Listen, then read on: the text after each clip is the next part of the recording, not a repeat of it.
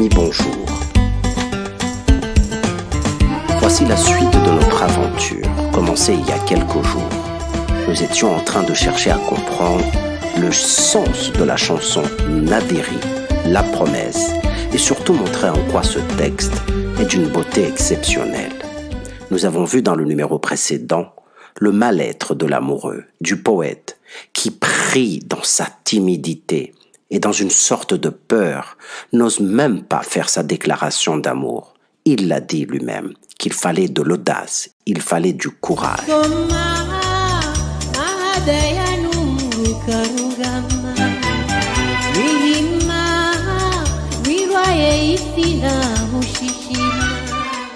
Nous avons justifié cela par une jeunesse apparente, par sa jeunesse apparente, par un tâtonnement, car il est au début, il est au stade initial de l'amoureux. L'amoureux qui n'ose pas faire sa déclaration. Il n'ose même pas interpeller directement la femme aimée. Nous l'avons montré. Mais encore une fois, par timidité, par hésitation, il lui parle à la troisième personne, Simono, comme si cette femme elle-même ne doit pas savoir quelle est la femme en question dans la chanson. Et par conséquent, quelle est la femme aimée. Cette femme n'a même pas été conquise, elle a été tout simplement vue. Et pourtant, le poète précise quelques vers plus tard que ce sera la femme éternelle, que ce sera la femme de sa vie, qu'elle sera à lui pour toujours.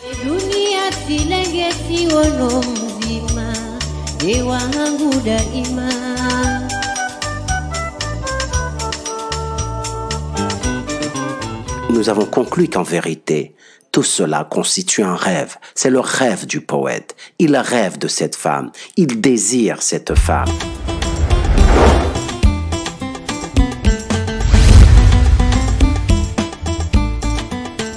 La strophe suivante constitue à la fois une surprise et une suite logique. Surprise. Écoutez plutôt.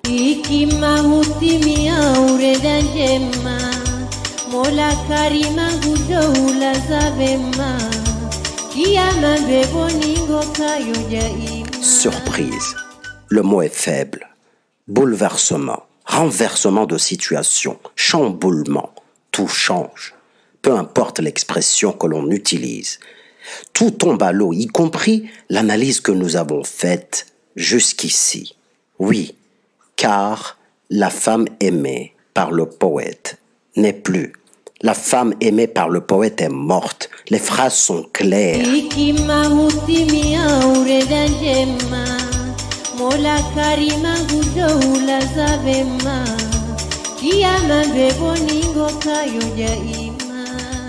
Mola karima ujohulazavema kiyama mbevoni gokayo daima. Elle est morte. Il y a quelque chose qui ne va pas. Il y a une contradiction, il y a quelque chose qui ne colle pas. Peut-on aimer une morte au point de lui dire, en utilisant le présent, tu es à moi pour toujours? Il y a quelque chose qui ne va pas, il y a un mystère à résoudre.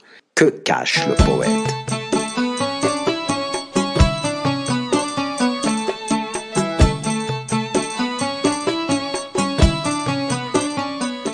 N'oubliez pas que le poète fait tout, il parle même à la troisième personne, pour que l'être aimé ne sache pas qu'elle est aimée par lui. Pourtant, les deux se connaissent apparemment, puisque le poète le dit, Simono. Cela nous est tous arrivé un jour. Nous connaissons une personne, nous la voyons tous les jours, nous sommes même amis avec elle, mais nous n'osons jamais avouer notre amour pour cette personne-là. C'est exactement ce qui arrive au poète ici, apparemment.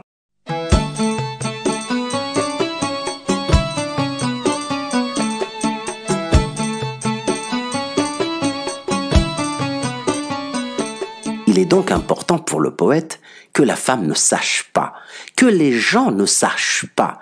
Il est important de semer nos intelligences, de les diriger vers des fausses pistes pour qu'on ne devine pas de quelle femme il s'agit. Exercice complexe. Comment faire? Donner à cette femme un faux nom? On pourrait toujours deviner. Dire qu'elle habite dans une autre ville, dans un autre pays, ce serait très peu convaincant. Le poète a trouvé la parade, la solution ultime pour nous perdre, pour nous mener en bateau. Yarilate, ou yalate mal, c'est-à-dire effacer toutes les traces. Que nous laisse-t-il donc croire? Eh bien, il nous laisse croire qu'il parle d'une femme morte. Quoi? Une femme morte?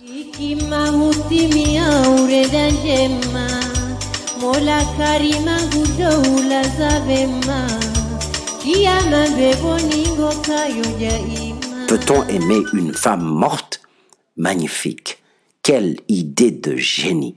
Le pays entier est tombé dans le piège. La fille dont on parle dans cette chanson est morte. Oui, est-elle morte? Quelle tristesse! J'étais moi-même qui vous parle tombé dans le panneau. D'autant plus que si vous regardez bien, les temps utilisés dans cette strophe, les temps des verbes, nous laissent aucun doute. On est dans le passé. Elle est morte. Et aussi au futur. Quand on parle de quelqu'un dans ce sens-là, il n'y a aucun doute. La personne est décédée. Mieux encore, la présence de ce mot. Paradis. Tu seras au paradis pour toujours. Là, aucun doute n'est permis. Il s'agit bien d'une personne morte. Vraiment? Fausse piste. Erreur de penser que cette femme est véritablement morte. Cette femme est bel et bien vivante. Le poète a réussi son coup. Immortaliser en mortalisant. Autrement dit, immortaliser cet être magnifique qu'il adore en l'en rendant mort. Mais ceci n'est qu'un leurre. Cette femme est d'autant plus vivante que la suite de la chanson ne revient plus jamais sur cette idée de mort. Au contraire, la suite est une évocation de souvenirs, d'un rendez-vous manqué.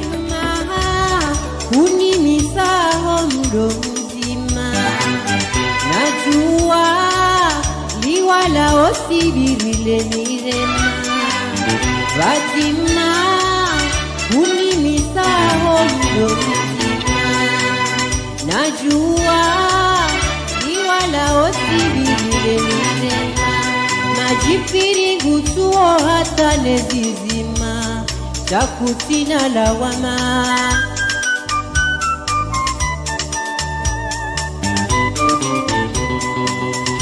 uletie shihamandishe yatima sishahula simajin sorungama nejoweshelea mikaji udema.